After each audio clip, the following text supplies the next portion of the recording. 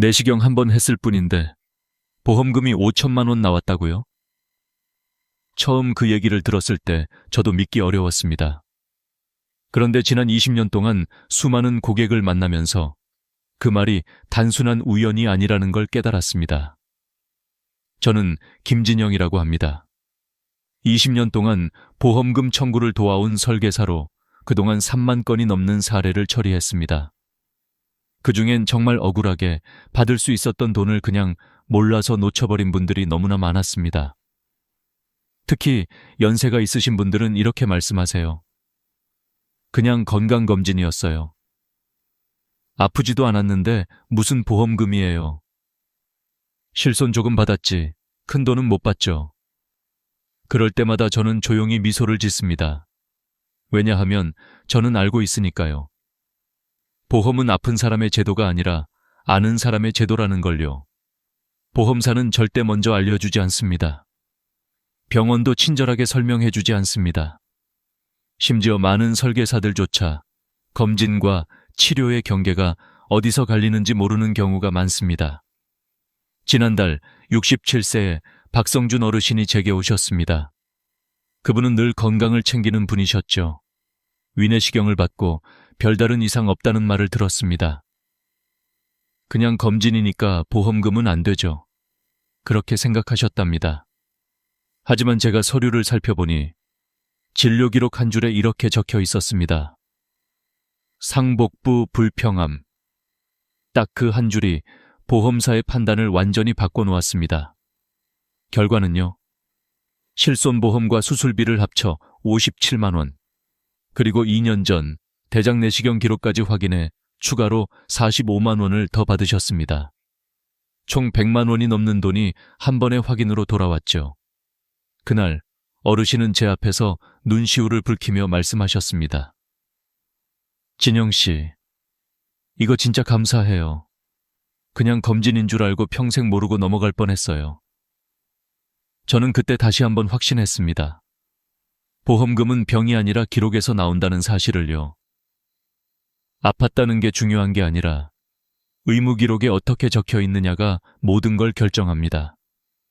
예를 들어 위내시경을 하다가 용종을 제거했다면 그건 단순 검진이 아니라 치료 행위입니다. 즉, 실손보험 청구 대상이 되는 거죠. 또 만약 조직검사를 했다면 그건 진단비 혹은 수술비로 이어질 가능성이 매우 높습니다. 이 한 줄, 이 한 장의 서류가 보험금의 방향을 완전히 바꿉니다. 그걸 아는 사람은 수십만 원에서 수천만 원을 받습니다. 모르는 사람은 한 푼도 못 받습니다. 저는 늘 고객들에게 이렇게 말합니다. 보험은 어렵지 않습니다. 단지 병원과 보험사 사이의 단어를 내 대신 번역해 줄 사람이 필요할 뿐입니다. 내시경 검사를 받으신 적이 있으신가요? 그때 혹시 의사가 용종이 있어서 제거했어요. 조직검사 했습니다 라고 말하지 않았나요? 그렇다면 지금이라도 늦지 않았습니다. 그 병원에 전화하세요. 내시경 조직검사 결과지를 발급받을 수 있을까요? 이 한마디면 충분합니다. 그 종이 한 장이 여러분의 통장에 수백만 원, 때로는 수천만 원을 만들어줍니다. 보험은 결국 누가 먼저 물어보느냐의 싸움입니다. 아는 사람은 받습니다. 모르는 사람은 그냥 지나칩니다. 오늘 이 영상을 보신 여러분은 이미 그 첫걸음을 내디딘 겁니다. 이제부터 그 숨은 비밀을 하나씩 풀어드리겠습니다. 보험사가 절대 알려주지 않는 그 단어 하나와 종이 한 장의 진짜 가치를요. 저는 진료 현장에서 수많은 어르신들을 만나면서 한 가지 공통점을 봅니다. 보험을 오래 들었는데도 정작 받을 수 있는 돈은 모르고 지나친다는 겁니다. 그 이유는 단순합니다. 보험금의 문은 단 2개의 관문으로 되어 있기 때문이죠. 첫째는 증상이 있었는가, 둘째는 처치가 이루어졌는가. 이 2가지 중 하나만 해당돼도 보험금 청구의 길은 열립니다. 많은 분들이 건강검진이라면 무조건 보험금이 안 된다고 생각합니다. 그런데 그건 반은 맞고 반은 틀린 말입니다. 검진이라도 단순한 호기심이 아니라 증상 때문에 검사한 것이라면 그건 이미 치료 목적의 행위로 간주됩니다. 예를 들어 속이 더부룩해서 혹은 소화가 잘 안 돼서 병원에 갔습니다. 의사가 그럼 위내시경 한번 해보시죠 라고 권했다면 그건 단순한 건강검진이 아닙니다. 이미 상복부 불평함이라는 증상이 진료 기록에 남게 되고 그 한 줄이 보험금을 받을 수 있는 결정적 근거가 됩니다. 72세 기하자 할머니의 사례가 그랬습니다. 건강검진으로 위내시경을 하셨는데 용종이 발견되어 제거까지 하셨습니다. 병원에서는 그냥 검진이니까 보험금은 안 나옵니다 라며 돌려보냈죠. 하지만 진료 기록을 다시 확인해 보니 상복부 불평함이라는 증상이 명확히 기록되어 있었습니다. 그 덕분에 실손보험과 수술비를 합쳐 57만 원을 받으셨습니다. 할머니는 놀라워하며 물으셨습니다. 그럼 몇 년 전 대장 내시경도 받을 수 있나요? 확인해 보니 2년 전 대장 내시경에서도 용종을 제거하셨고 그 기록은 아직 청구 기한인 3년을 넘기지 않았습니다. 추가로 45만 원을 더 받으셨습니다. 이처럼 증상이 기록되어 있거나 처치가 있었다면 검사 목적이 아니라 치료 목적으로 인정됩니다. 이게 바로 첫 번째 관문을 통과하는 법이죠. 두 번째 관문은 처치 여부입니다. 내시경 중에 용종을 제거했거나 조직검사를 했다면 그건 명백한 의료 행위입니다. 실손보험뿐 아니라 수술비까지 청구가 가능하죠. 보험사에서는 이런 절제나 제거를 내시경적 절제술로 분류하기 때문에 수술비 항목이 있는 보험이라면 추가 지급이 이루어집니다. 예를 들어 68세 박명호 어르신은 대장 내시경 중 용종을 제거했습니다. 처음엔 병원비만 돌려받으셨지만 진료 기록을 살펴보니 그 용종이 선종 액센종으로 확인됐습니다. 이건 단순 용종이 아니라 수술로 인정받는 유형이었죠. 결국 어르신은 병원비 외에도 30만 원의 수술비를 추가로 받았습니다. 이 두 가지 조건만 기억하세요. 증상이 있었는가? 처치가 있었는가? 이 둘 중 하나만 충족되면 건강검진이라도 충분히 보험금 청구가 가능합니다. 그런데 많은 분들이 여기서 멈춥니다. 그럼 병원에서 알아서 해주겠지. 아니요, 병원은 진료를 담당할 뿐 보험금 청구는 환자 본인의 몫입니다. 그래서 여러분이 먼저 묻고 먼저 확인하셔야 합니다. 어렵게 느껴지시나요? 걱정하지 마세요. 보험은 복잡한 서류 싸움이 아닙니다. 단지 어떤 단어가 기록되어 있느냐의 싸움일 뿐입니다. 다음 이야기에서는 그 단어들이 어디에 숨어 있고 그 종이 한 장이 왜 수천만 원의 가치를 가지는지 제가 직접 알려드리겠습니다. 보험금의 크기를 결정짓는 건 병의 크기가 아닙니다. 그저 종이 한 장, 그 속에 적힌 단어 하나가 모든 걸 바꿉니다. 많은 분들이 내시경 검사를 받고 이렇게 말하십니다. 진단서만 있으면 충분하죠. 하지만 현실은 전혀 다릅니다. 진단서만으로는 보험금의 절반도 받을 수 없습니다. 그 이유를 보여준 사례가 있습니다. 74세 이영호 어르신은 대장 내시경 검사를 받은 뒤 보험사에 진단서만 제출하셨습니다. 결과는 고작 9만 원. 이게 다인가요? 하셨죠. 하지만 제가 다시 서류를 살펴보니 가장 중요한 문서가 빠져 있었습니다. 바로 조직검사 결과지였습니다.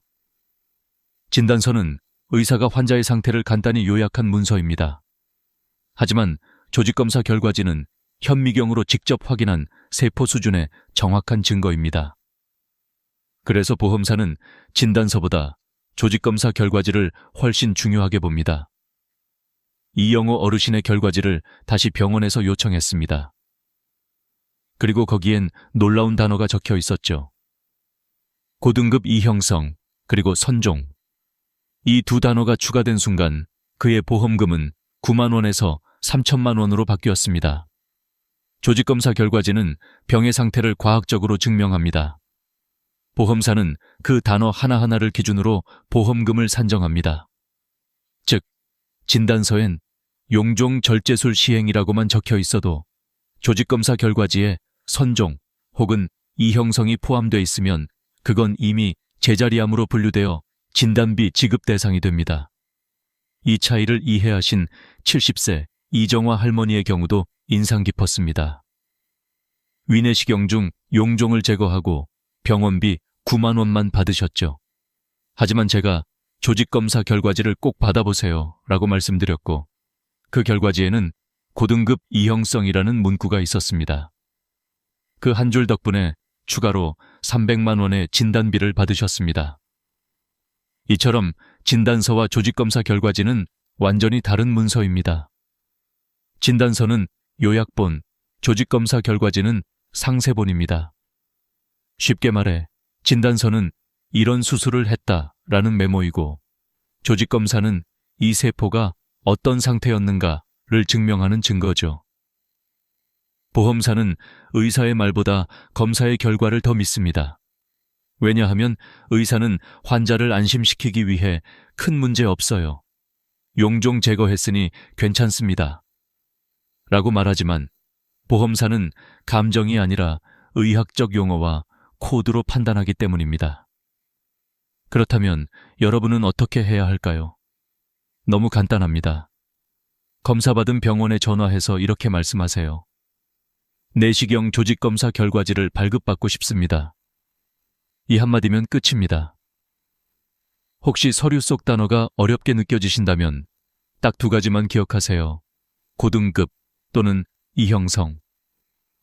이 두 단어가 함께 있다면 제자리암 진단비 지급 가능성이 매우 높습니다. 이런 단어들이 어렵다고 느껴진다면 의사에게 직접 물어보셔도 괜찮습니다.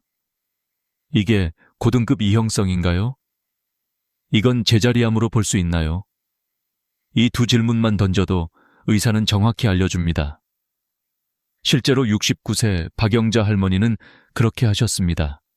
의사에게 조심스럽게 물었죠. 이게 암인가요? 제자리암인가요? 의사는 잠시 고민하다가 이렇게 대답했습니다. 고등급 이형성입니다. 제자리암과 같은 의미예요. 그 한마디를 기록으로 남겨 보험사에 제출한 결과 그분은 3천만 원을 받으셨습니다. 이 모든 일의 출발점은 단 하나였습니다. 조직검사 결과지 한 장, 진단서만으로는 9만 원. 조직검사 결과지가 있으면 3천만 원.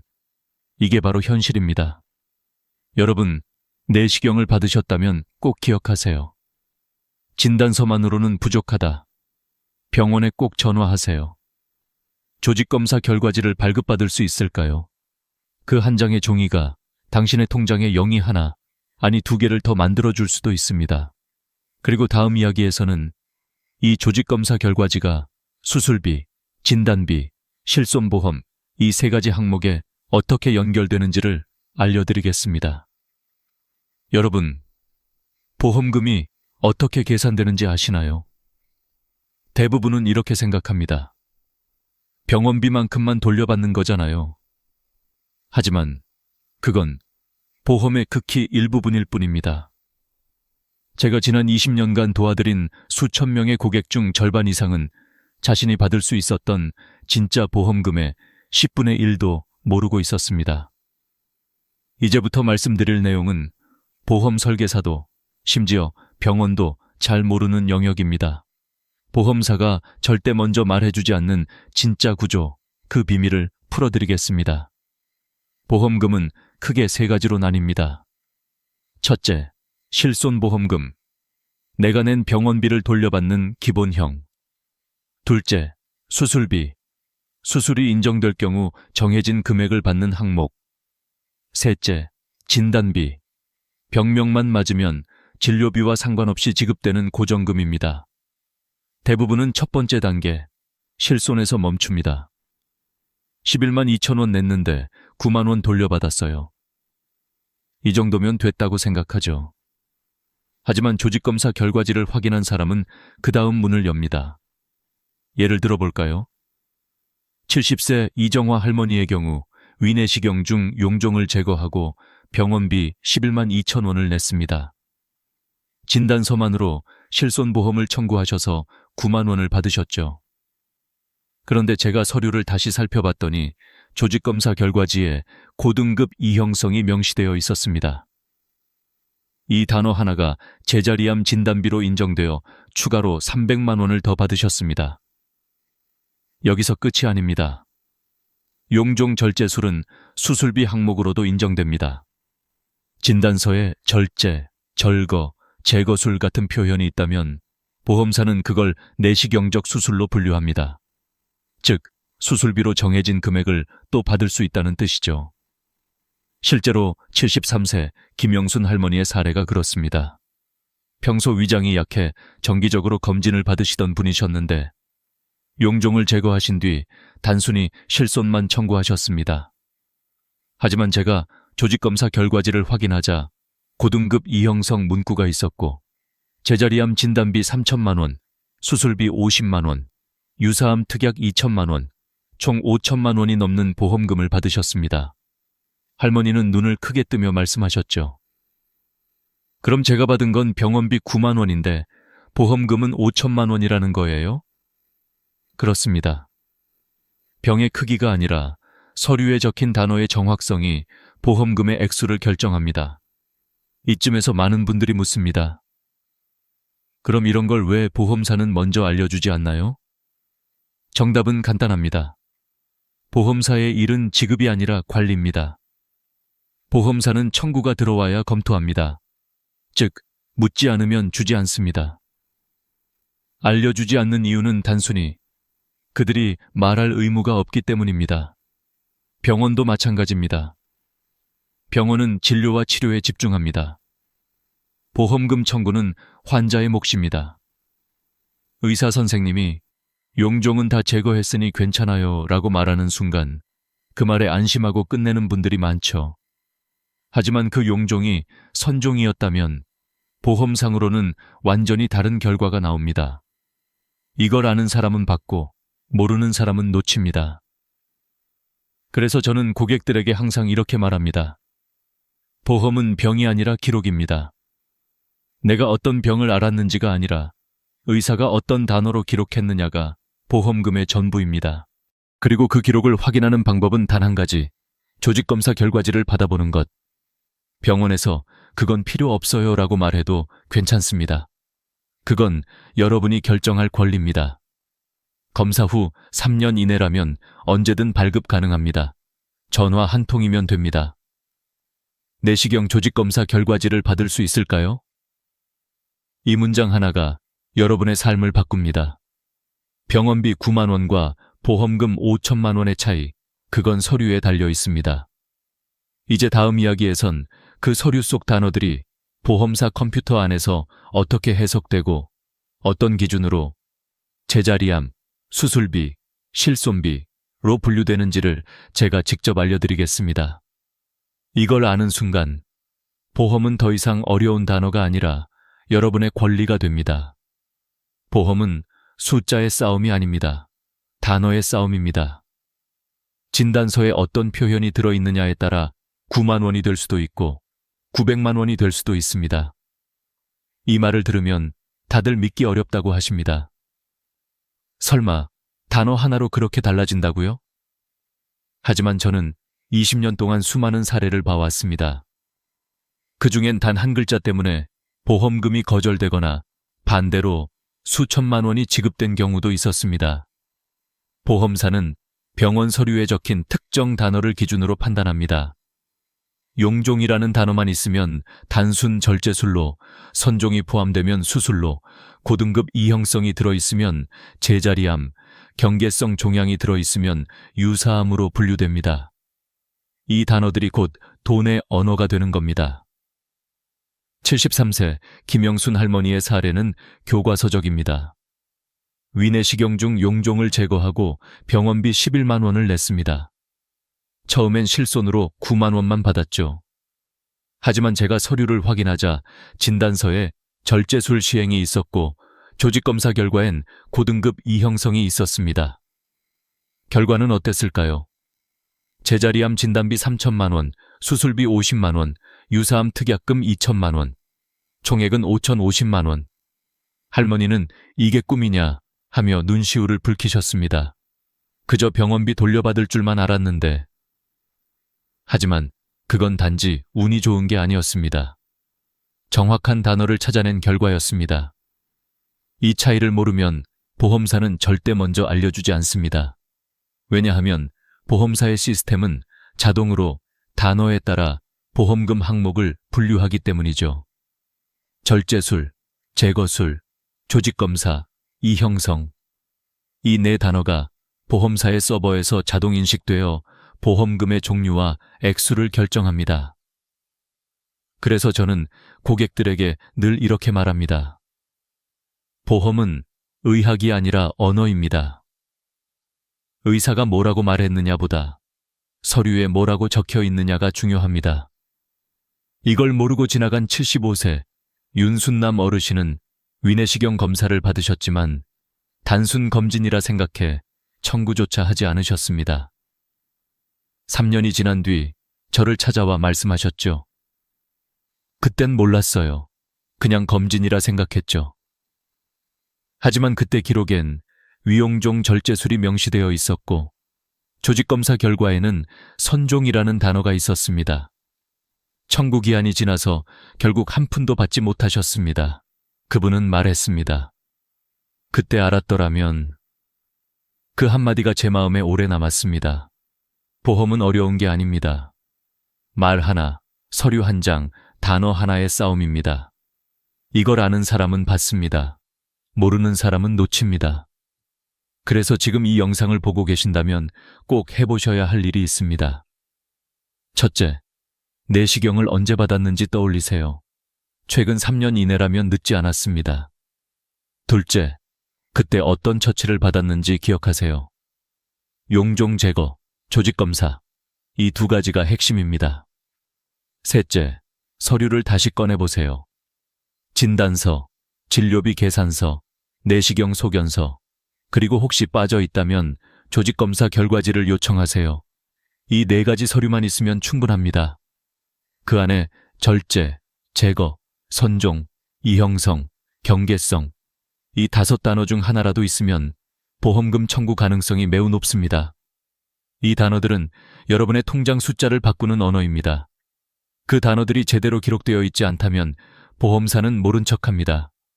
하지만 여러분이 그걸 찾아내면 그건 더 이상 보험이 아니라 당연히 돌려받아야 할 내 돈이 되는 겁니다. 지금도 많은 어르신들이 말합니다.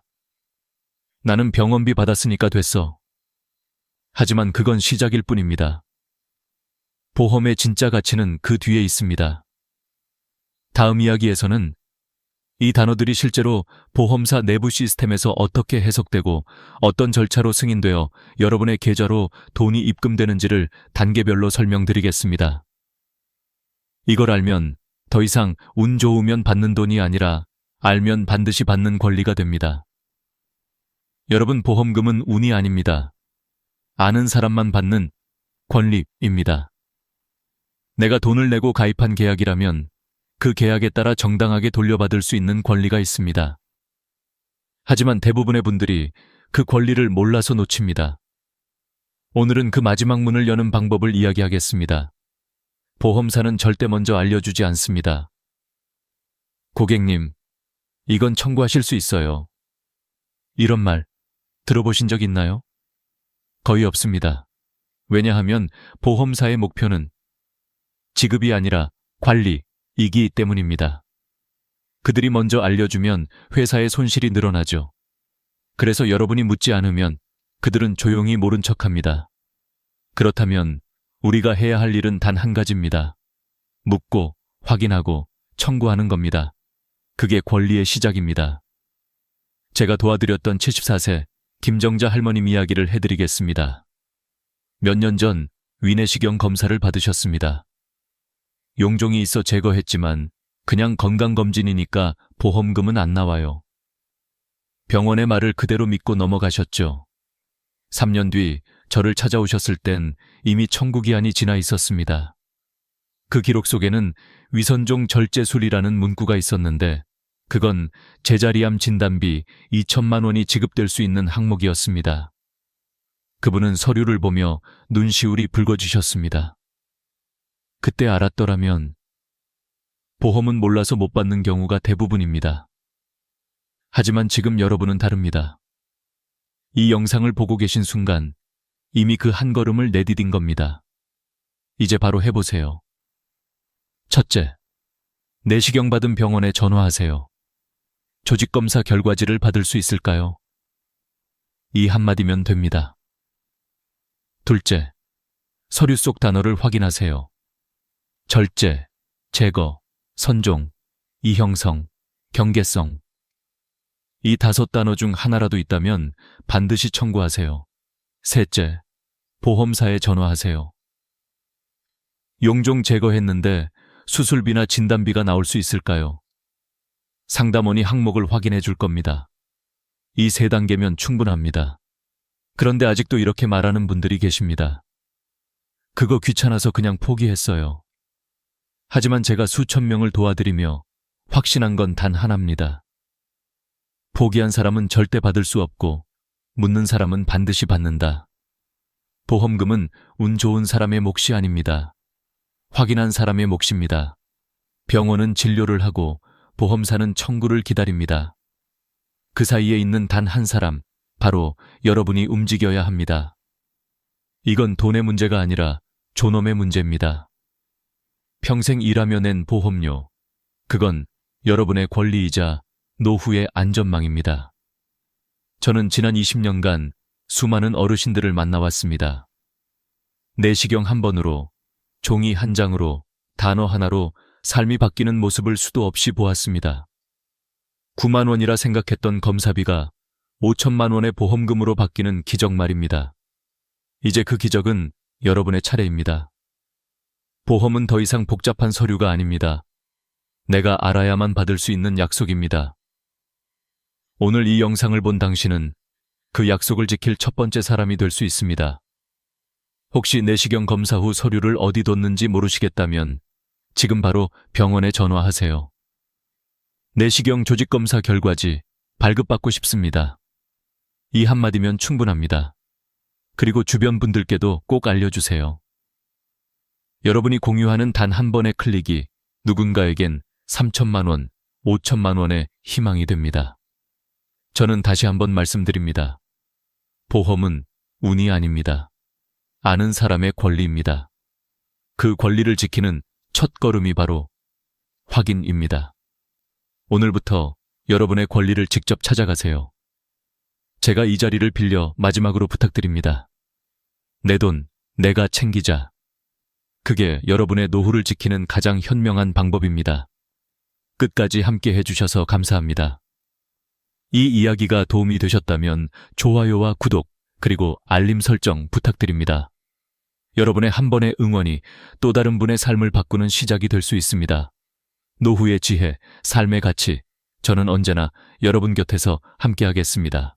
여러분, 아침마다 식탁 위에 올라오는 그 평범한 생선 한 점이 사실은 당신의 혈압을 올리고 기억력을 흐리게 하고 신장을 지치게 만들고 있다면 믿으시겠습니까?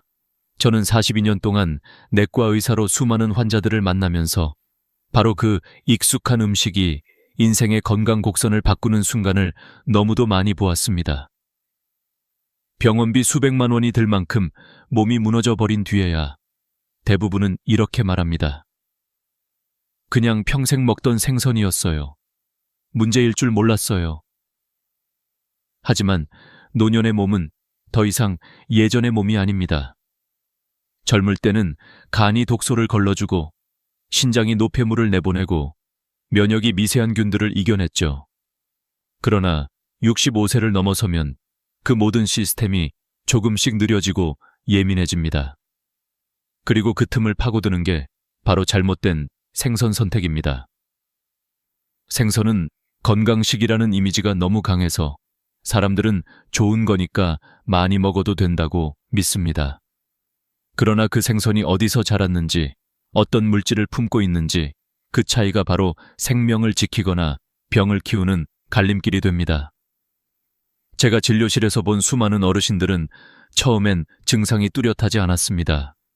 손끝이 저리고 머리가 멍하고 걸음이 자꾸 흔들리는 정도였죠. 대부분은 나이 탓이겠지 하고 넘겼습니다. 그러나 검사 결과 이미 신장은 제 기능을 하지 못했고 심장은 늘 과부하 상태였습니다. 놀랍게도 공통점이 하나 있었습니다. 바로 매일 먹던 생선이었습니다. 생선이 나쁘다는 게 아닙니다. 문제는 그 생선이 자라온 환경입니다. 바다의 오염, 양식장에서 쓰인 항생제, 저장 과정의 화학물질, 이런 것들이 조용히 우리 몸속으로 들어와 세포 하나하나를 피로하게 만듭니다. 특히 나이가 들면 몸속 해독 속도가 느려져 아주 작은 독소도 쌓여서 병의 불씨가 됩니다. 그래서 오늘 이 영상에서는 여러분께 65세 이후 절대 피해야 할 생선 4가지, 그리고 반드시 챙겨 먹어야 할 생선 4가지를 알려드리겠습니다. 단순한 식습관의 차이가 어떻게 혈압을 안정시키고 기억력을 회복시키며 피로한 몸에 활력을 불어넣는지 실제 사례와 함께 말씀드릴게요. 시작하기 전에 영상 아래 구독과 좋아요 버튼 눌러주세요. 여러분의 작은 클릭이 다른 분들의 건강을 지키는 큰 힘이 됩니다. 자, 이제 우리 몸을 조용히 병들게 하는 생선들 하나씩 만나보겠습니다. 서울 양천구에 사는 74세 박정희 씨는 늘 건강관리에 성실한 분이었습니다. 하루 3끼를 규칙적으로 챙기고 일주일 3번 이상은 참치를 먹었습니다.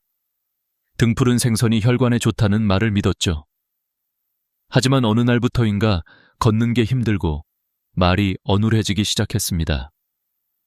단순히 나이 탓이라 여겼지만 병원 검사 결과는 충격이었습니다. 혈중 수은 농도가 정상의 6배, 신경계가 이미 손상되고 있었습니다. 왜 이런 일이 일어났을까요? 참치는 바다의 먹이사슬 가장 위에 있습니다. 작은 물고기들이 먹은 수은이 참치 몸속에 계속 쌓이는 생물 농축 현상 때문입니다. 미국 FDA 자료에 따르면 참치 1kg당 수은 함량은 평균 0.521옴이라 고령자의 해독 능력으로는 감당하기 어렵습니다. 수은은 신장과 뇌에 축적되어 손발 저림, 기억력 저하, 심하면 치매까지 유발합니다. 게다가 보관이 나쁘면 히스타민이 생겨 알레르기나 쇼크를 부르기도 하죠. 많은 분들이 믿는 참치캔도 안전하지 않습니다.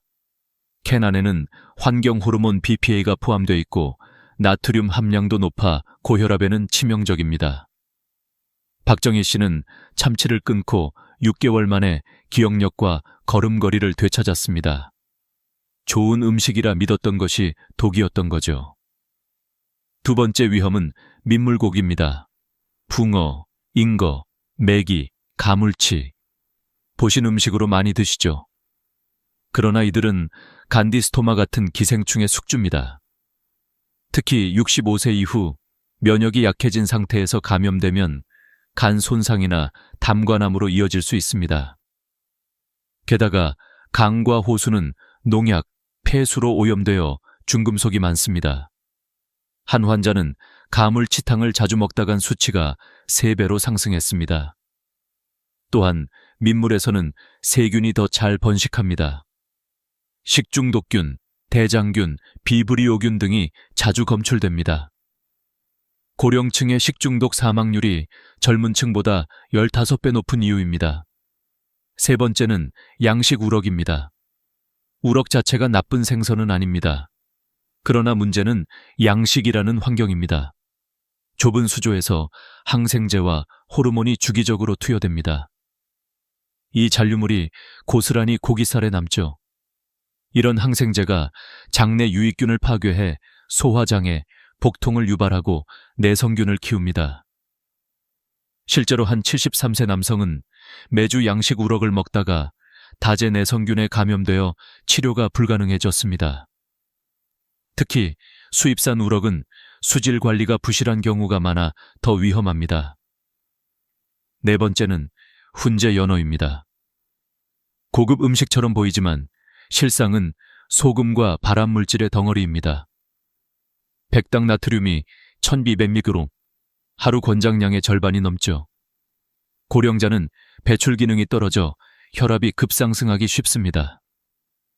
또 색을 유지하려고 넣는 아질산염은 체내에서 1급 발암물질 니트로사민으로 변합니다.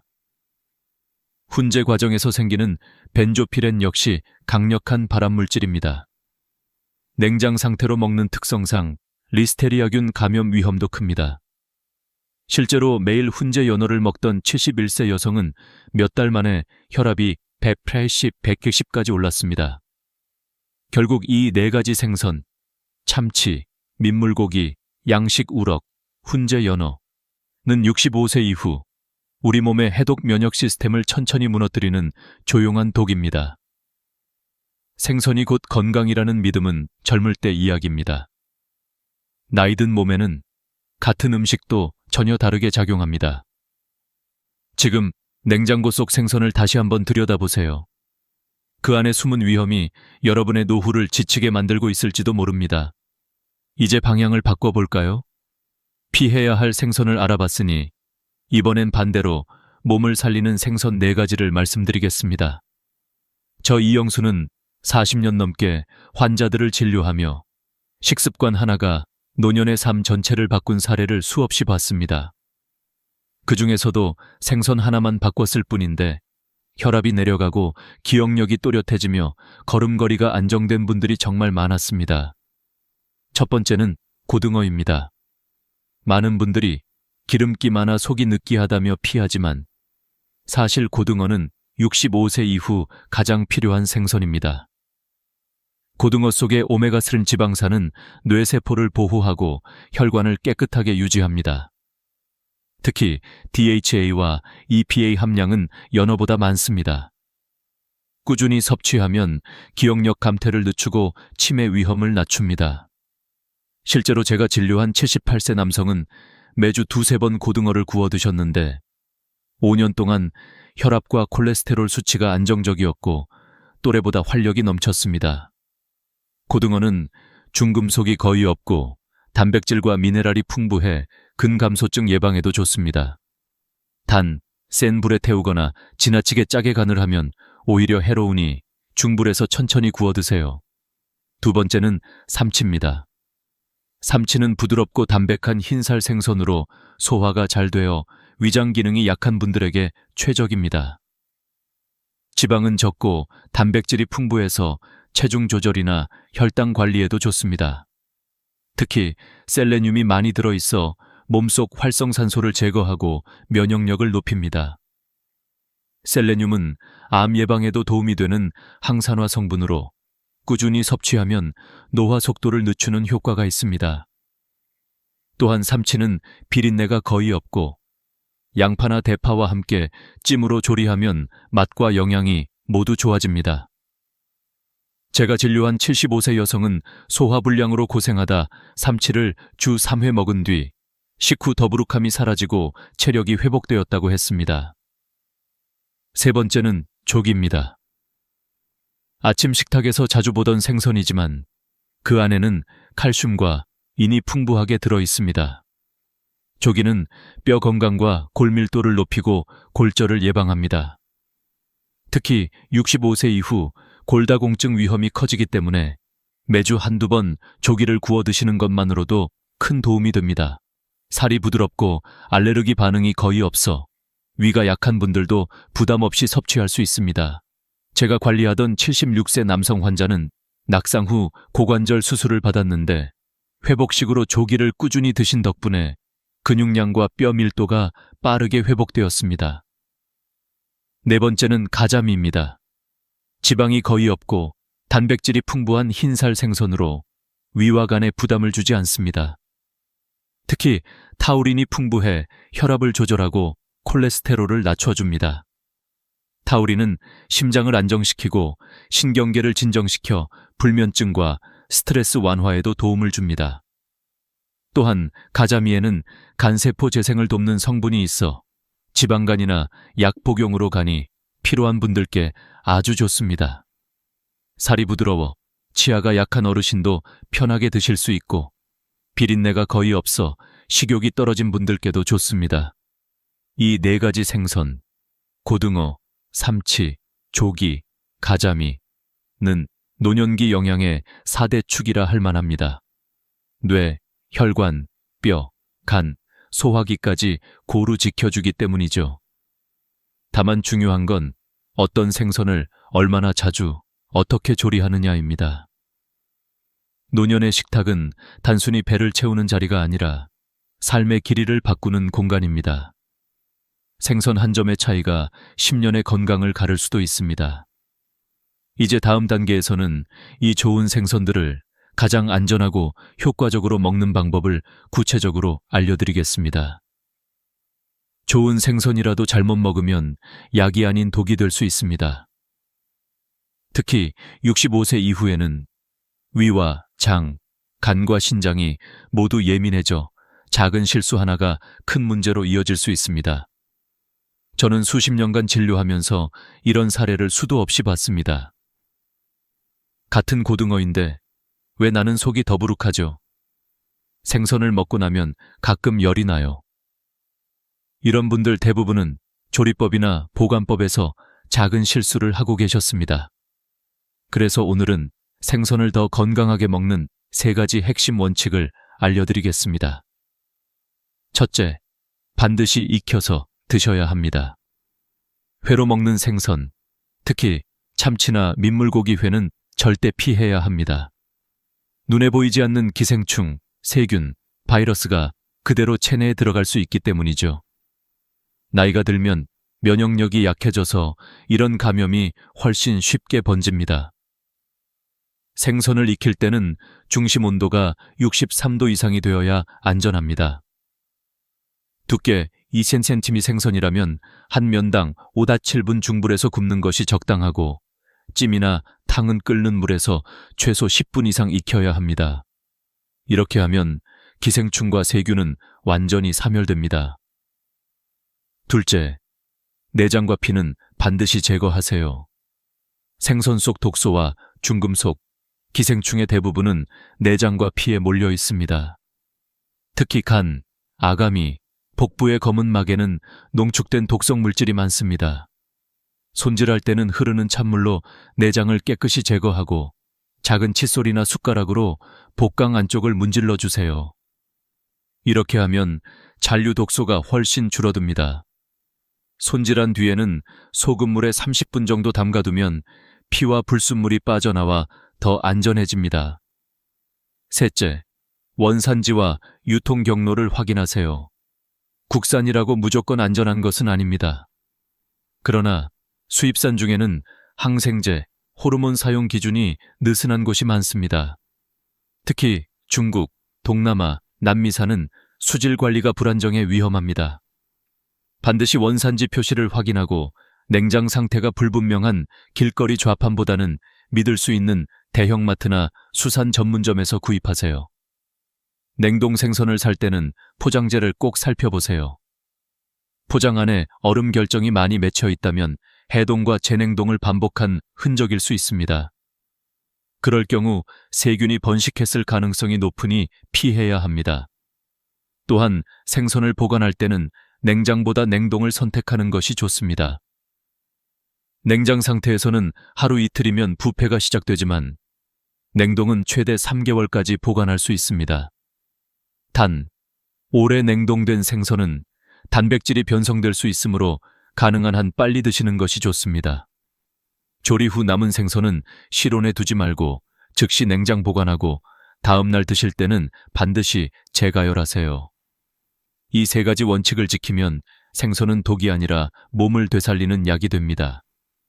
실제로 제 환자 중 72세 윤모 어르신은 냉동 관리가 안 된 참치를 자주 드시다간 수치가 급격히 상승했습니다.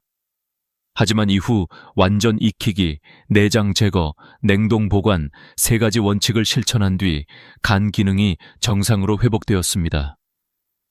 그분은 먹는 방법만 바꿨을 뿐인데 몸이 새로 태어난 기분이에요 라고 하셨습니다. 여러분, 건강은 거창한 결심에서 시작되지 않습니다. 식탁 위에 작은 습관에서 시작됩니다. 익혀 먹고 깨끗이 손질하고 믿을 수 있는 재료를 고르는 일, 이 3가지를 실천하는 것만으로도 질병의 70%는 예방할 수 있습니다. 생선 한 점이 약이 될지 독이 될지는 결국 당신의 손끝에 달려 있습니다. 많은 분들이 이렇게 말씀하십니다. 나는 아픈 데가 없어요. 아직 젊어요. 하지만 제가 진료실에서 뵙는 65세 이상 어르신들 대부분은 겉으론 멀쩡해 보여도 몸속에서는 이미 변화가 시작되고 있었습니다. 해독 기능이 느려지고 혈관이 딱딱해지고 신장은 노폐물을 제때 걸러내지 못합니다. 피로가 쌓여도 단순히 나이 탓이라 여기며 넘어가죠. 하지만 그것이 바로 병의 시작입니다. 여러분, 혹시 이런 경험 있으신가요? 요즘 들어 이유 없이 손끝이 자주 저리거나 잠이 얕고 자주 깨는 느낌, 밥맛이 줄었는데도 몸이 붓는다거나 예전보다 집중력이 떨어지고 기억이 희미해진다면 그건 단순한 노화가 아닙니다. 몸이 도와달라고 보내는 신호입니다. 이 시기의 몸은 작은 자극에도 쉽게 영향을 받습니다. 40대 때는 아무렇지 않던 음식이 70대엔 독이 되기도 합니다. 특히 수은, 나트륨, 기생충, 항생제 잔류물 같은 성분은 간과 신장을 직접 공격합니다. 신장세포가 손상되면 체내 노폐물이 쌓이고 혈압이 높아지며 심장에도 부담이 갑니다. 하지만 이런 변화는 조용히 천천히 진행됩니다. 그래서 대부분의 사람은 모르고 지나칩니다. 통계에 따르면 65세 이상 고령자의 식중독 사망률은 2030대보다 15배 이상 높습니다. 미국 환경보호청 EPA 역시 생선에 포함된 중금속이 노인층의 심장병, 신장질환, 치매 위험을 크게 높인다고 경고합니다. 실제로 저는 70세 여성 환자를 진료한 적이 있습니다. 특별히 아픈 곳은 없다고 하셨지만 피 검사 결과 혈중 수은 수치가 기준치의 4배를 넘었습니다. 원인은 단 한 가지, 매일 아침 훈제 연어 한 접시였습니다. 이처럼 노년의 몸은 소리 없는 변화 속에서 천천히 무너집니다. 하지만 희망은 있습니다. 몸은 정직해서 잘 돌봐주면 반드시 회복 신호를 보냅니다. 소금 섭취를 줄이고 안전한 생선을 선택하고 물을 자주 마시며 충분히 자면 3개월 만에도 혈압과 간 수치가 뚜렷하게 좋아지는 사례가 많습니다. 저는 항상 이렇게 말씀드립니다. 몸은 배신하지 않습니다. 우리가 먼저 배신할 뿐이죠. 지금부터라도 음식 하나하나를 의식적으로 선택한다면 남은 20년은 훨씬 다르게 흘러갈 겁니다. 노화는 피할 수 없지만 병드는 노화는 막을 수 있습니다. 그리고 그 출발점은 거창한 약이나 보약이 아니라 식탁 위의 생선 한 점입니다. 여러분이 어떤 생선을 어떤 방법으로 먹느냐가 그 자체로 최고의 예방의학이 됩니다. 혹시 오늘 저녁 메뉴에 참치캔을 생각하고 계신가요? 혹은 민물고기 매운탕이 떠오르시나요?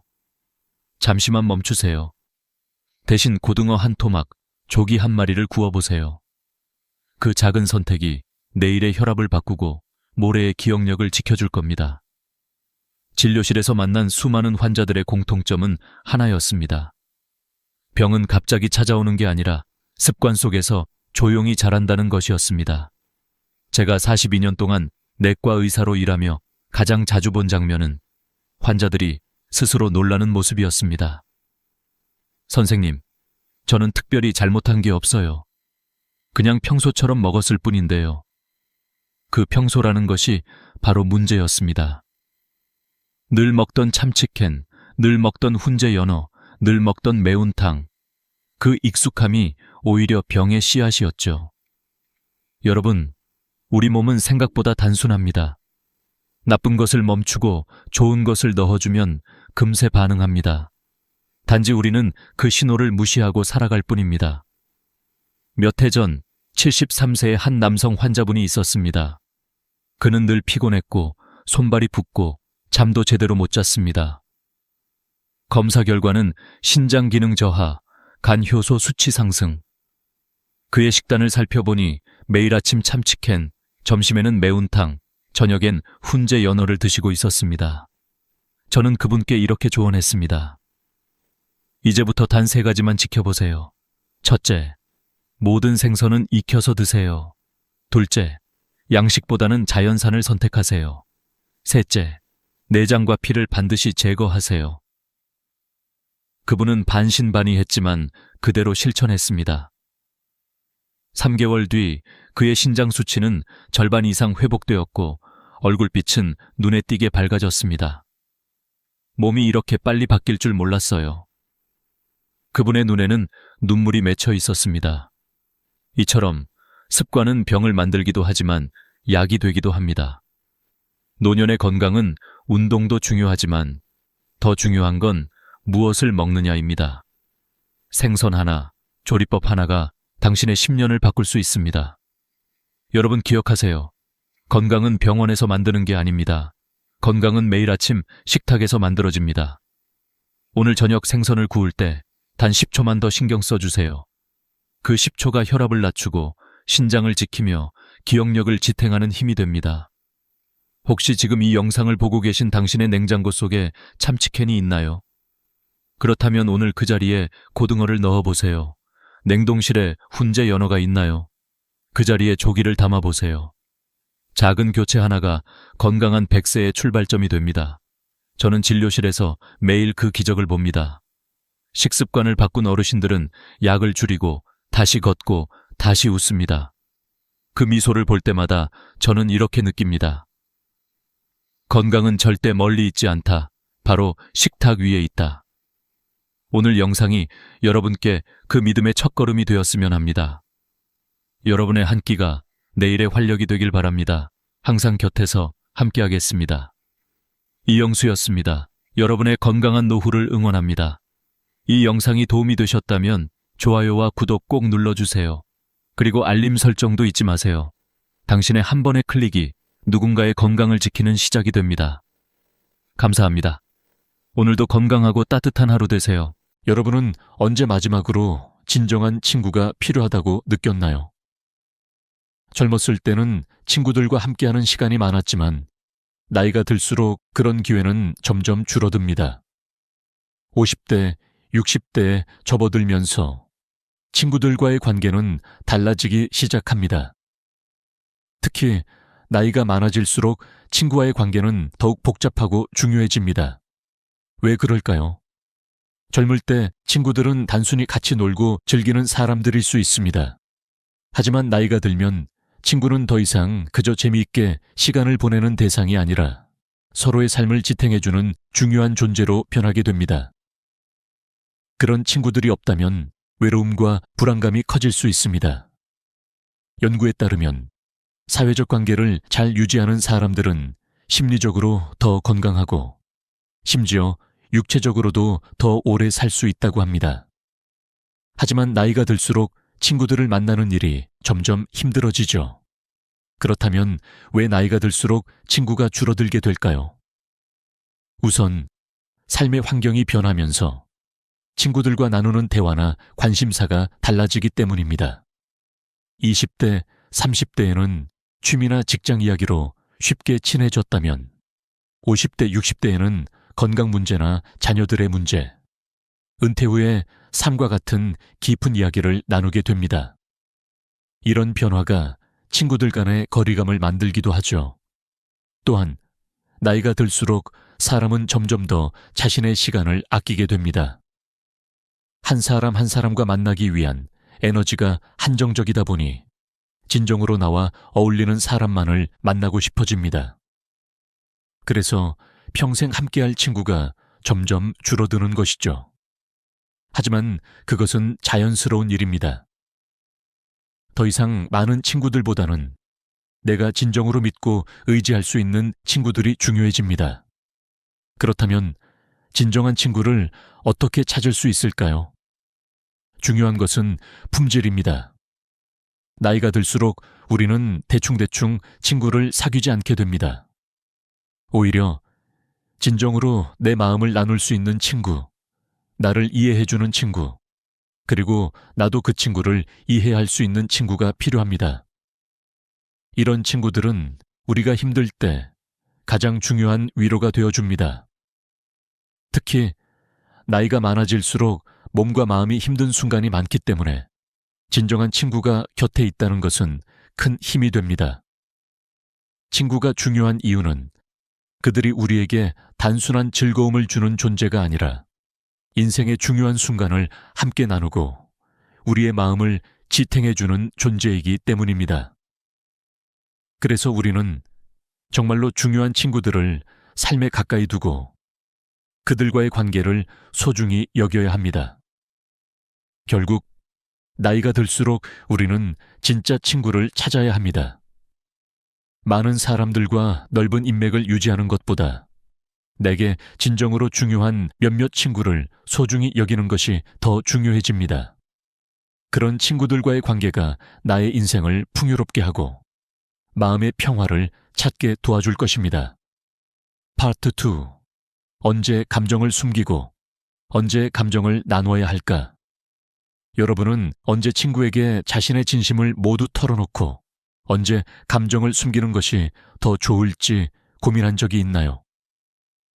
젊었을 때는 감정을 나누는 것이 자연스럽고 쉽지만 나이가 들어감에 따라 감정을 나누는 방식은 점점 달라집니다. 특히 50대 이상의 나이에 접어들면서 우리는 친구들에게 모든 감정을 드러내는 것이 항상 좋은 선택이 아닐 수 있다는 것을 알게 됩니다. 그렇다면 언제 우리가 감정을 나누고 언제 숨기는 것이 더 현명할까요?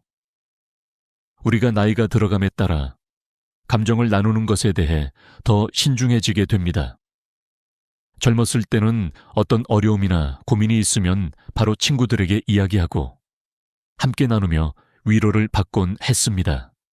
하지만 나이가 들수록 자신이 느끼는 감정을 모두 말로 표현하는 것이 꼭 좋지 않다는 생각이 들 수 있습니다.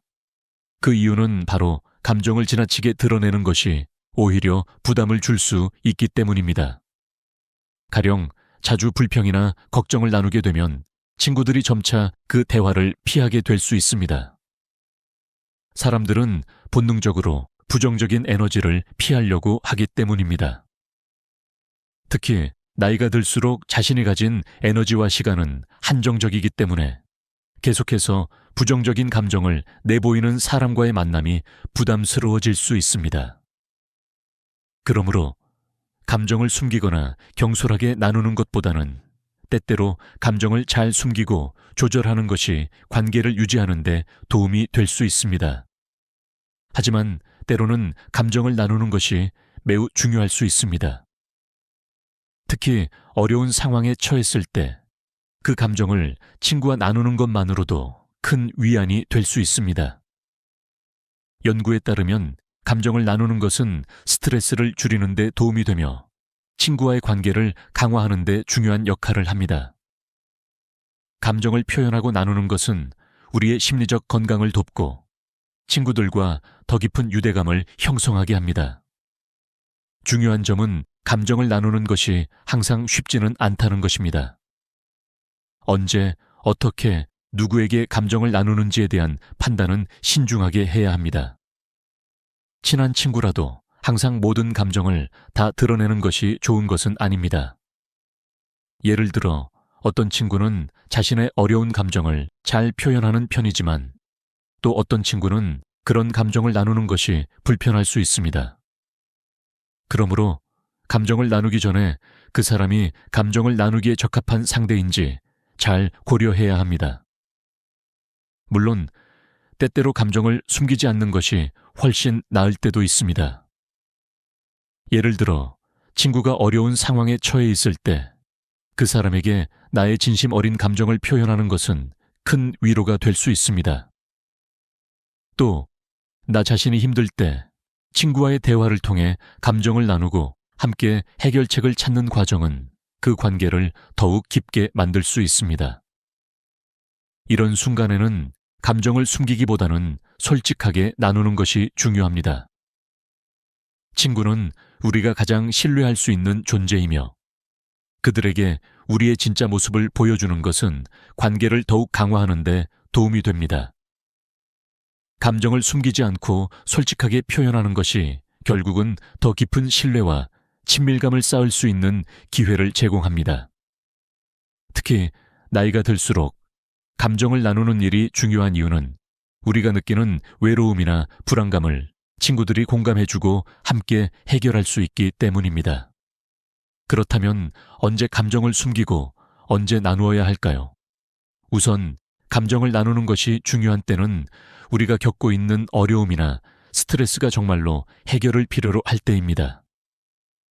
예를 들어 건강에 문제가 생겼거나 가족과의 문제로 힘들어할 때 그 감정을 친구에게 털어놓고 위로를 받는 것은 큰 도움이 됩니다. 하지만 이러한 감정을 지나치게 자주 그리고 계속해서 나누는 것은 부담을 줄 수 있습니다. 이럴 때는 감정을 가볍게 표현하는 것이 오히려 더 효과적일 수 있습니다. 따라서 감정을 나누는 것은 절제와 균형이 필요합니다. 모든 감정을 한 번에 터뜨리기보다는 중요한 순간에 적절하게 나누는 것이 좋습니다. 너무 자주 감정을 나누면 상대방이 그 감정을 부담스러워할 수 있기 때문에 감정을 나누는 타이밍과 상황을 잘 판단하는 것이 중요합니다. 감정을 숨긴다고 해서 그것이 부정적인 것은 아닙니다. 때로는 상황에 맞게 감정을 적절히 숨기는 것이 더 건강한 방법일 수 있습니다. 예를 들어 친구가 잘 지내고 있다고 할 때 그냥 괜찮다고 말하는 것이 때때로 더 나은 선택이 될 수 있습니다. 이를 통해 친구는 부담 없이 당신과의 대화를 즐길 수 있게 됩니다. 중요한 것은 감정을 숨기더라도 그 감정이 진실된 것임을 기억하는 것입니다. 가끔은 감정을 너무 많이 드러내지 않고 가벼운 대화로 상황을 넘어가는 것이 서로에게 좋을 수 있습니다. 결국 감정을 나누는 것과 숨기는 것 사이에는 균형이 필요합니다. 나이가 들수록 감정을 잘 관리하고 친구들과의 관계를 건강하게 유지하기 위해서는 그때그때 상황에 맞게 적절히 감정을 표현하고 숨기는 지혜가 필요합니다. 때로는 나의 감정을 숨기는 것이 상대방에게 더 큰 배려가 될 수 있음을 기억해야 합니다. 돈은 모든 인간관계에서 중요한 요소지만 특히 우정에서는 더 민감한 주제가 될 수 있습니다. 젊었을 때는 돈에 관한 이야기를 친구들끼리 나누는 일이 많았고 그때는 상대방의 경제 상황에 대해 크게 신경 쓰지 않았을지도 모릅니다. 하지만 나이가 들어갈수록 특히 50대 이상에서는 돈이 우정에 미치는 영향이 훨씬 커지기 시작합니다. 우리가 나이를 먹으며 겪게 되는 변화 중 하나는 바로 돈과 우정을 어떻게 균형 있게 다룰 것인가 하는 문제입니다. 우리가 친구에게 경제적인 상황을 자주 말하거나 반대로 친구가 자신의 재정 상태를 자랑할 때 그 대화는 때때로 불편함을 초래할 수 있습니다. 예를 들어 친구가 갑자기 큰 재산을 얻거나 성공적인 사업을 시작했다고 말할 때 우리는 의도하지 않게 비교당하는 기분을 느낄 수 있습니다. 또 우리가 경제적으로 어려움을 겪고 있을 때 자주 듣는 돈에 대한 이야기들은 우리의 자존심을 상하게 만들기도 합니다. 이처럼 돈과 관련된 이야기는 잘못 다루면 우정의 균열을 일으킬 수 있습니다. 그렇다면 우리는 어떻게 돈과 관련된 이야기를 다루어야 할까요? 첫 번째로 중요한 것은 우정에서 돈을 이야기할 때 그 내용이 서로에게 부담이 되지 않도록 하는 것입니다. 돈이 주된 이야기의 중심이 되지 않도록 노력해야 합니다. 만약 당신이 경제적으로 어려운 상황에 있다면 그 사실을 자주 이야기하지 않는 것이 좋습니다. 요즘 조금 힘들다라고 말하는 것은 괜찮지만 자주 이렇게 힘들다, 내가 이걸 어떻게 해결하냐 는 식으로 부정적인 이야기를 지속적으로 하면 상대방은 점차 피하게 될 수 있습니다. 특히 중년 이후에는 에너지가 한정적이기 때문에 부정적인 에너지를 자주 나누는 사람과의 관계가 점점 부담스러워질 수 있습니다. 반대로 재정적으로 여유가 있는 경우에도 마찬가지로 조심해야 합니다. 자신이 재정적으로 잘 나가고 있다는 사실을 자랑하거나 계속해서 비싼 물건을 자랑하는 것이 우정에 좋지 않은 영향을 미칠 수 있습니다. 그런 이야기를 들으면 상대방은 자신이 부족하다고 느끼거나 때로는 자신감을 잃을 수도 있습니다. 중요한 것은 자신의 상황을 드러내지 않고 서로를 존중하는 것입니다. 상대방이 겪고 있는 경제적인 어려움을 고려해 그들의 입장을 배려하는 것이 우정을 지키는 길입니다. 그렇다고 해서 돈에 대해 전혀 얘기하지 말라는 것은 아닙니다. 친구 사이에서 서로의 재정적인 어려움이나 고민을 나누는 것은 때때로 큰 도움이 될 수 있습니다. 하지만 그때도 조심해야 할 점은 그 이야기가 상대방에게 부담을 주지 않도록, 그리고 서로의 상황을 충분히 이해하고 공감하는 방식으로 이야기를 나누어야 한다는 것입니다.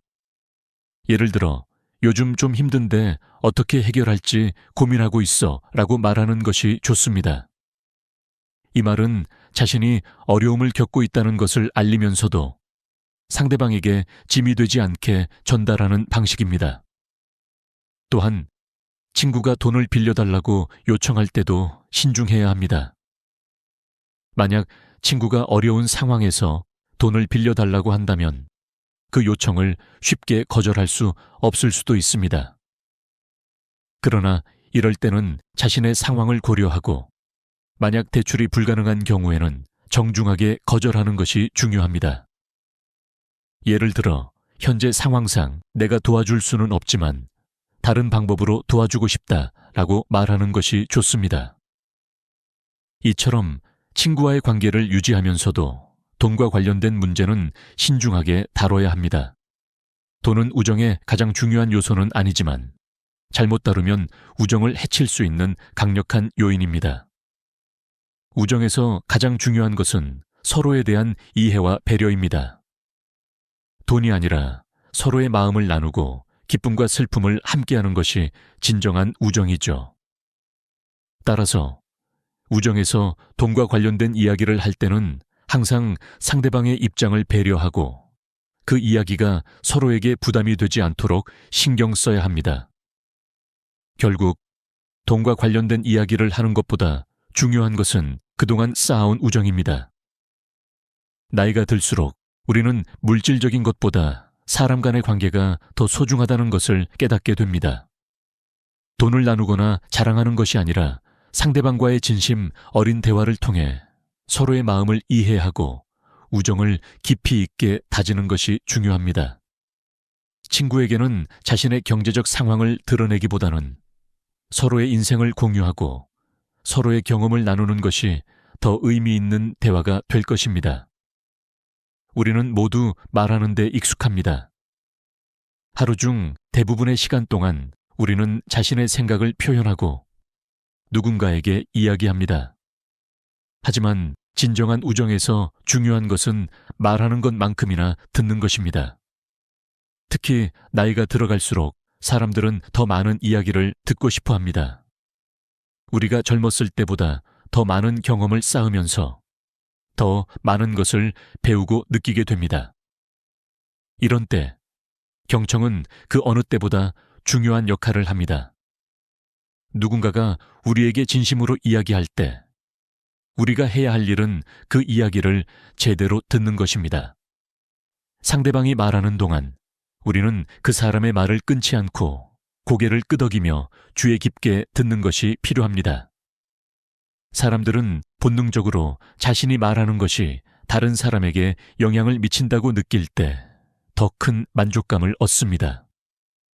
특히 우정 관계에서 나 자신이 중요한 이야기를 나누고 있을 때 그 이야기가 진지하게 들려지고 상대방이 귀 기울여 준다면 그 우정은 더욱 돈독해질 것입니다.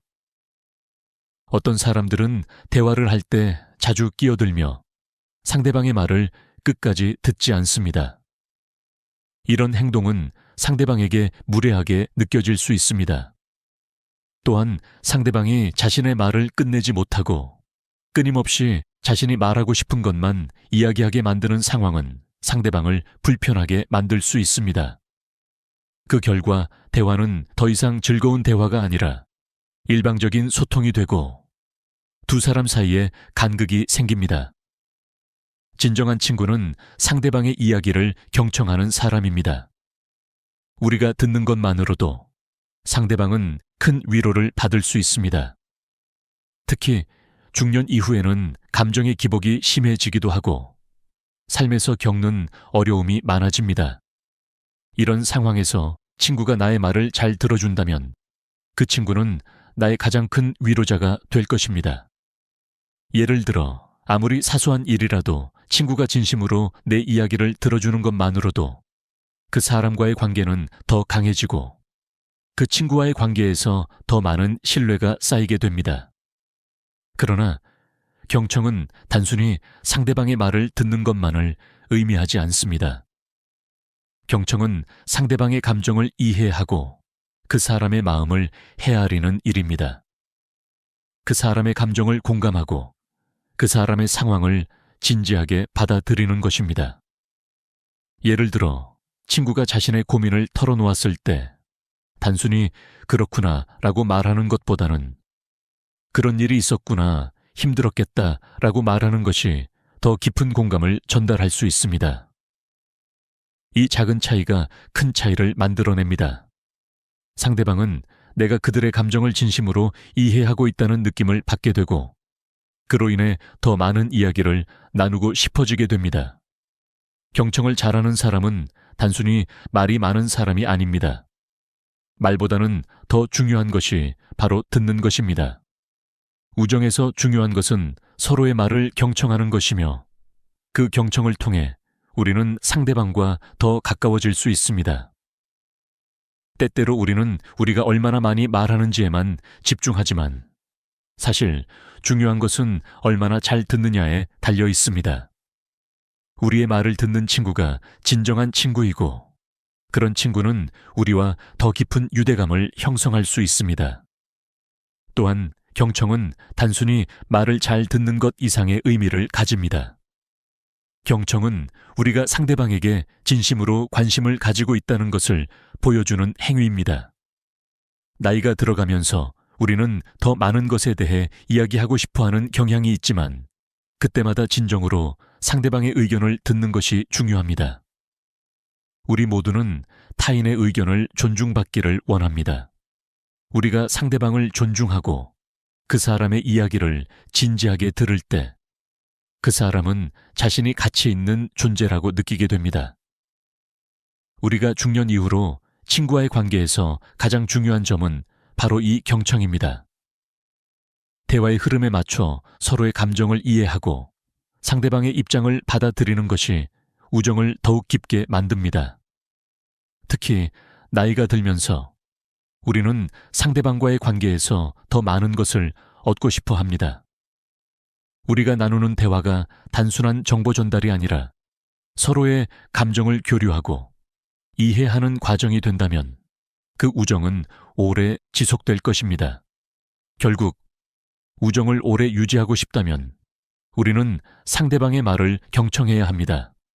대화에서 중요한 것은 얼마나 많이 말하는지가 아니라 얼마나 잘 듣느냐에 달려 있습니다. 경청을 통해 우리는 상대방의 감정을 이해하고 그들의 필요를 인식하게 됩니다. 그리고 이런 과정 속에서 우리는 진정한 우정을 쌓아갈 수 있습니다. 우리는 종종 대화의 마지막에서 그날의 대화가 어떤 느낌으로 기억될지를 결정짓는 중요한 순간을 맞이합니다. 말은 그 자체로 강력한 영향을 미칩니다. 어떤 말을 하느냐에 따라 그날의 만남이 좋은 기억으로 남을 수도 있고 반대로 불편한 기억으로 남을 수도 있습니다. 특히 나이가 들어감에 따라 사람들은 긍정적인 에너지를 더 많이 추구하고 자신에게 도움이 되는 관계를 유지하려고 합니다. 그렇다면 대화를 끝내는 방식은 어떤 차이를 만들 수 있을까요? 대화를 마무리할 때 긍정적인 말 한마디가 상대방에게 큰 영향을 미칠 수 있습니다. 예를 들어, 오늘 정말 즐거웠어. 덕분에 기분이 좋아졌어. 라는 말은 상대방에게 따뜻함을 전달할 뿐만 아니라 그 만남을 기억할 때 기분 좋은 감정을 불러일으킵니다. 우리는 종종 대화가 끝날 때 상대방에게 어떤 인상을 남길지에 대해 신경을 써야 합니다. 만약 대화 중에 불편한 순간이 있었다면 마지막 한마디로 그것을 상쇄할 수 있습니다. 다음에 또 만나자는 간단한 말일지라도 상대방에게 우리 관계가 계속해서 이어질 수 있다는 긍정적인 메시지를 전달하게 됩니다. 어떤 사람들은 대화의 마무리가 어색하거나 자연스럽지 않게 끝날 때가 많습니다. 이런 경우 미리 대화를 어떻게 마무리할지에 대해 고민하는 것이 중요합니다. 예를 들어 친구와 함께 시간을 보내고 나서 오늘 정말 유익했어. 다음에 또 이런 시간 갖자 라는 말을 하는 것은 상대방에게 당신과의 만남을 긍정적으로 기억하게 합니다. 우리가 나누는 대화에서 중요한 것은 내용뿐만 아니라 그 대화가 끝날 때의 인상입니다. 만약 대화가 어색하게 끝난다면 그 만남에 대한 긍정적인 기억을 남기기가 어렵습니다. 대화를 마무리하는 방식은 상대방이 느끼는 감정에 큰 영향을 미칩니다. 우리는 모두 좋은 기억을 간직하고 싶어 합니다. 상대방과의 마지막 순간이 긍정적이라면 그 사람은 다음번 만남을 기대하게 될 것입니다. 이처럼 대화의 마지막은 단순히 인사를 하는 시간에 그치지 않습니다. 그것은 우리가 관계를 지속하고 싶은지, 그렇지 않은지에 대한 신호를 보내는 시간입니다. 그래서 우리는 대화가 끝날 때마다 긍정적인 메시지를 남기려는 노력이 필요합니다. 긍정적인 마무리는 대화뿐만 아니라 일상적인 상호작용에서도 매우 중요합니다. 우리가 사람들과 만날 때마다 긍정적인 에너지를 전달하고 그들에게 힘을 줄 수 있는 말을 건네는 것은 관계를 더욱 깊게 만들어갑니다. 오늘 하루도 잘 보냈어 라는 간단한 인사말이 상대방에게 큰 위로가 될 수 있습니다. 이러한 작은 말들이 우리의 관계를 지속적으로 긍정적인 방향으로 이끌어가는 힘이 됩니다. 사람들은 대부분 자신이 나쁜 기억보다는 좋은 기억을 간직하고 싶어 합니다. 따라서 대화를 마친 후 긍정적인 인상을 남기는 것이 매우 중요합니다. 오늘 너와 이야기해서 정말 좋았어. 다음에 또 이런 얘기 나누자. 와 같은 말을 덧붙이는 것은 상대방이 그날의 만남을 기분 좋게 기억하게 만듭니다. 나이가 들어감에 따라 우리는 더 이상 쓸데없는 감정 소모를 피하고 싶어 합니다. 대신 서로에게 긍정적인 영향을 미치는 말을 주고받으면서 관계를 유지하고 강화해 나가길 원합니다.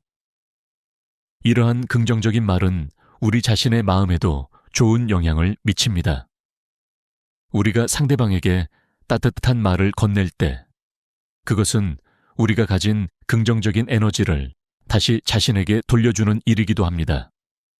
결국 긍정적인 말로 대화를 마무리하는 습관은 우리가 더 나은 인간관계를 유지하고 삶에서 더 많은 행복을 찾을 수 있게 돕는 중요한 요소입니다. 우리가 매일 만나는 사람들에게 긍정적인 말로 대화를 마무리하는 습관을 들인다면 우리의 관계는 자연스럽게 더 따뜻하고 진지한 것으로 발전할 것입니다. 그리고 우리는 그 관계에서 얻는 긍정적인 에너지를 통해 더욱 행복한 삶을 살아갈 수 있을 것입니다. 우리가 건네는 작은 말 한마디가 누군가의 하루를 바꿀 수 있다는 사실을 기억하면서 앞으로도 매일 긍정적인 대화로 우리의 관계를 더욱 풍성하게 만들어 가기를 바랍니다. 우리가 살아가면서 친구들은 단순히 즐거운 시간을 보내는 대상이 아니라 우리에게 많은 교훈을 주는 중요한 존재들입니다. 나이가 들수록 우리는 삶에 대해 더 깊이 생각하게 되며 친구들로부터 배운 가치 있는 교훈들이 점점 더 중요해집니다. 친구와의 관계는 그저 사회적 필요를 채우는 것이 아니라 우리가 인생을 어떻게 살아가야 할지에 대한 중요한 지침을 제공합니다. 첫 번째로, 친구들은 우리에게 공감을 배우게 해줍니다. 어려운 상황에서 진심으로 우리의 감정을 이해하고 함께 고민해주는 친구들은 귀중한 존재입니다. 우리가 힘들 때 그들의 말 한마디가 큰 위로가 되고 때로는 그들이 우리를 위해 해주는 작은 일들이 우리의 마음을 깊이 움직이게 합니다. 친구들과의 관계에서 배운 중요한 교훈 중 하나는 감정적으로 서로를 이해하고 지지하는 것의 중요성입니다. 특히 나이가 들수록 우리는 혼자가 아니며 서로를 도와가며 살아가야 한다는 사실을 깨닫게 됩니다. 또한 친구들은 우리에게 배려의 중요성을 가르쳐 줍니다. 우리가 나이가 들어감에 따라 몸과 마음이 점점 더 힘들어지고 때로는 스스로를 돌보는 것이 어려울 수 있습니다.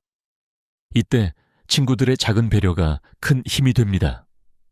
예를 들어 갑작스럽게 건강이 나빠졌을 때 친구가 병원에 함께 가주거나 힘든 일이 있을 때 친구가 우리를 위로해주는 그런 순간들이 정말 큰 의미가 됩니다. 이러한 배려는 우리가 얼마나 서로를 아끼고 배려하는지를 보여주는 중요한 지표입니다. 친구들에게 배운 배려의 교훈은 우리를 더 나은 사람으로 만들어주고 세상에 대한 따뜻한 시각을 심어줍니다. 또한 친구들과의 관계에서 우리는 자신을 있는 그대로 받아들이는 것의 중요성을 배웁니다. 나이가 들어가면서 우리는 자기 자신을 더욱 깊이 이해하고 다른 사람들과의 차이를 인정하게 됩니다. 친구들은 우리가 가진 단점도 그대로 받아들이며 그 단점을 존중해 줍니다. 진정한 친구는 우리가 모든 것을 다 잘 하지 못하더라도 그 자체를 받아들이고 사랑해주는 사람들입니다. 그런 친구들과의 관계에서 우리는 스스로를 있는 그대로 받아들이는 법을 배웁니다. 그들은 우리에게 완벽하지 않아도 괜찮다는 교훈을 줍니다. 친구들은 또한 우리에게 인내와 끈기를 가르쳐 줍니다. 어려운 시기에는 서로를 지탱해주며 함께 해결책을 찾기 위해 노력합니다. 친구들은 우리가 도전하고 실패하고 다시 일어날 수 있도록 힘을 줍니다. 그들은 우리가 힘들어할 때 단순히 문제를 해결해 주는 것이 아니라 우리의 마음을 이해하고 함께 싸워준다는 점에서 중요한 존재들입니다. 이러한 친구들과의 관계는 우리에게 인내와 끈기를 배우게 해줍니다. 이들은 우리가 무엇을 시도하든 그 시도 자체를 존중하고 응원해주는 사람들입니다. 또한 친구들에게 배우는 것은 긍정적인 태도입니다. 나이가 들수록 우리가 마주하는 어려움은 더 많아지지만 친구들은 언제나 긍정적인 마음으로 이를 극복하려는 모습을 보여줍니다. 그들의 태도에서 우리는 어려운 상황 속에서도 긍정적인 마음을 잃지 않으려는 노력을 배우게 됩니다. 친구들의 긍정적인 에너지는 우리에게 큰 영향을 미치며 그들의 밝은 태도는 우리도 그렇게 살아가야 한다는 영감을 줍니다. 마지막으로 친구들과의 관계에서 우리는 인생의 의미를 배웁니다. 친구들이 우리에게 보여주는 따뜻함과 배려, 그리고 그들의 존재는 우리가 인생에서 가장 중요한 것을 잃지 않도록 도와줍니다. 때로는 삶의 의미를 찾기가 어려운 순간이 있지만 친구들은 우리가 진정으로 중요하게 생각하는 것들을 잊지 않도록 일깨워 줍니다. 그들은 우리가 겪는 모든 순간을 함께 나누며 진정한 행복이 무엇인지를 알려주는 사람들입니다. 결국 친구들과의 관계는 우리가 살아가는 데 있어서 중요한 교훈을 줍니다. 나이가 들수록 우리는 친구들로부터 더 많은 것을 배우고 그들과 함께 성장하는 방법을 깨닫게 됩니다. 친구들은 단순히 함께 시간을 보내는 사람들이 아니라 우리가 살아가며 배워야 할 값진 교훈을 주는 멘토와 같은 존재들입니다. 그래서 우리는 그들의 존재에 감사하며 그들과의 관계를 더욱 소중하게 여기고 그들에게 받은 교훈을 삶에 실천해 나가야 합니다. 우리는 모든 사람과 친구가 될 수 없지만 진정한 친구를 찾는 것은 인생에서 가장 중요한 일 중 하나입니다. 그들과 함께 나누는 시간은 우리에게 큰 가치를 주며 그들의 존재가 우리의 삶을 더욱 풍요롭고 의미 있게 만듭니다. 우리가 친구들에게 배운 것들을 기억하고 그것을 삶에 적용해 나가면서 진정으로 행복한 삶을 살아가길 바랍니다. 나이가 들면서 친구가 줄어드는 것은 자연스러운 현상입니다. 젊을 때는 친구들과 매일 같이 만나며 여러 가지 활동을 함께 하지만 시간이 지나고 나이가 들수록 자연스럽게 우정이 변화하게 됩니다. 사회적 관계가 변하고 각자의 삶의 우선순위가 달라지기 때문입니다. 특히 50대, 60대가 되면 우리 주변의 사람들과의 관계는 더욱 소중하고 중요한 의미를 가지게 됩니다. 그러나 많은 사람들이 나이가 들면서 친구가 줄어들고 그로 인해 외로움이나 고독감을 느끼는 경우가 많습니다. 그렇다면 왜 우리는 나이가 들면서 친구가 줄어드는 것일까요? 첫 번째 이유는 각자의 삶의 환경이 달라지기 때문입니다. 우리는 대부분 청춘 시절에 친구를 사귈 때 같은 학교나 같은 동네에서 자주 만나는 사람들과 친해지기 쉽습니다. 하지만 시간이 지나면서 결혼, 자녀 양육, 직장 생활 등으로 바쁜 일상 속에서 친구들과 만날 시간이 줄어들게 됩니다. 또한 나이가 들수록 건강이나 개인적인 문제가 생기기 시작하고 자주 만나기 어려워지기 때문에 친구들과의 관계가 서서히 멀어집니다. 두 번째 이유는 인생의 각 단계에서 우정의 필요성이 달라지기 때문입니다. 청춘 시절에는 친구들과의 관계가 매우 중요한 부분을 차지합니다.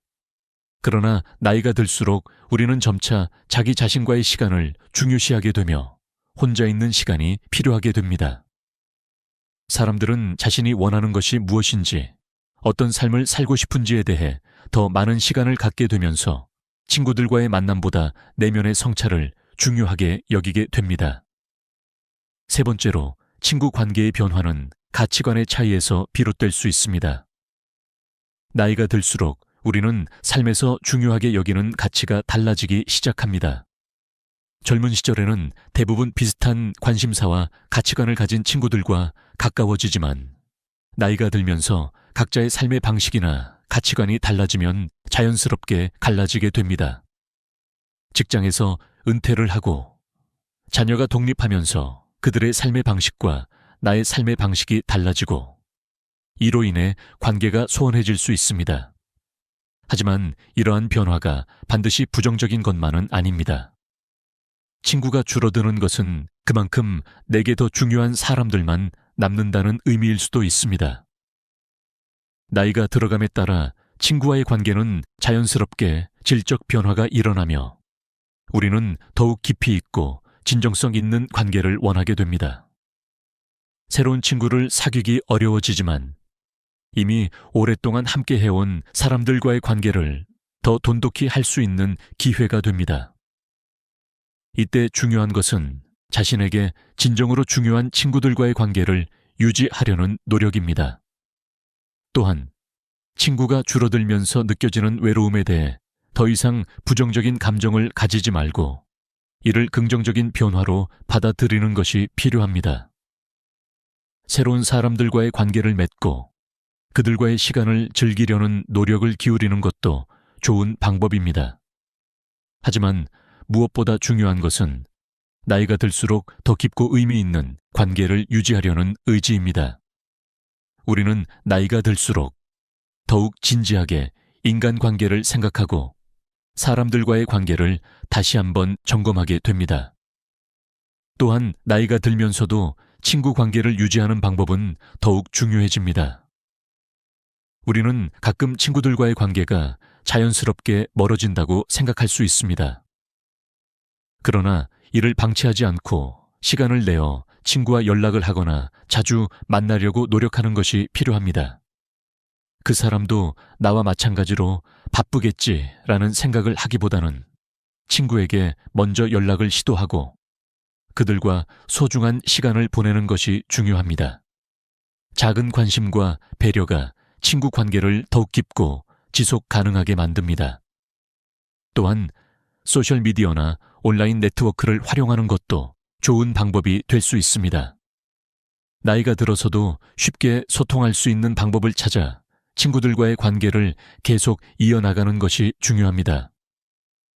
물리적으로 멀리 떨어져 있어도 온라인으로 자주 소통하거나 전화로 안부를 묻는 것만으로도 친구들과의 관계를 유지할 수 있습니다. 결론적으로 나이가 들수록 친구가 줄어드는 것은 자연스러운 일입니다. 그러나 이것이 부정적인 의미가 아니며 오히려 나에게 중요한 사람들만 남아 깊은 관계를 유지하는 기회가 될 수 있습니다. 중요한 것은 그 친구들과의 관계를 소중히 여기고 나아가 새로운 사람들과도 의미 있는 관계를 쌓아가려는 노력을 기울이는 것입니다. 결국 친구는 나이가 들어도 여전히 소중한 존재이며 그들과의 우정을 통해 우리는 더 나은 삶을 살아갈 수 있습니다.